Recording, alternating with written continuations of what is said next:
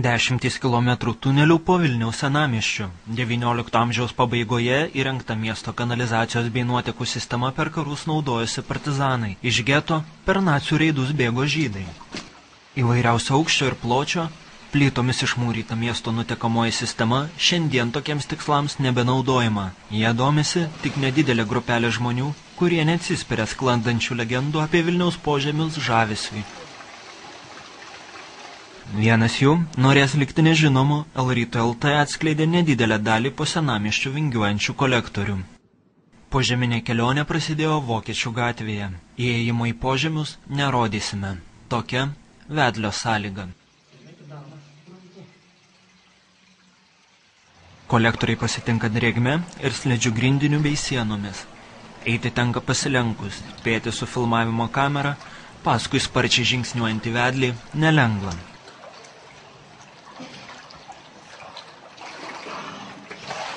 Aukštesni tuneliai keičia žemesnius, kertas ir vingiuoja praėjimai. Galiausiai vedlys stabteli ir prasitarė. Paklydome, atėjome į jam nežinomus tunelius. Išlipti ir apsidairyti nepavyksta. Šulinių dangčiai užrūdėję ir sunkus.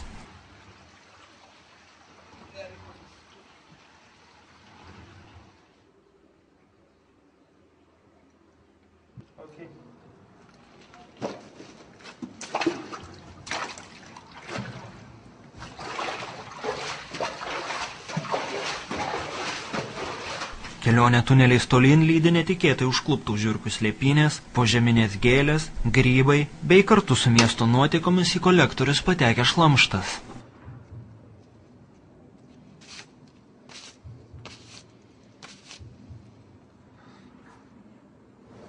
Turi tik tais A kategorijos teises. Atsiprašau. Tik B kategorijos teises. Šlapia kelionė požemiais pasibaigia šviesa tunelio gale. Nerimim ties Karaliaus Mindaugo tiltu. Toks geras žingsnis inžinerijoje. Gaila, kad jie dabar nėra prieinami, nes tai yra labai įdomus dalykas. Faktiškai tie visi kolektoriai, tas visas tinklas, jie yra išsitiesę po visų senamiesčių. Jais ten, kur jie nesugriauti, galima pasiekti praktiškai vos ne visą svarbesnį senamiesčio kampelį.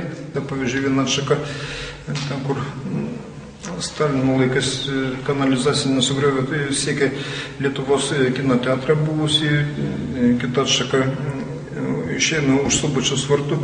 Tai yra inžinerijos paminklas.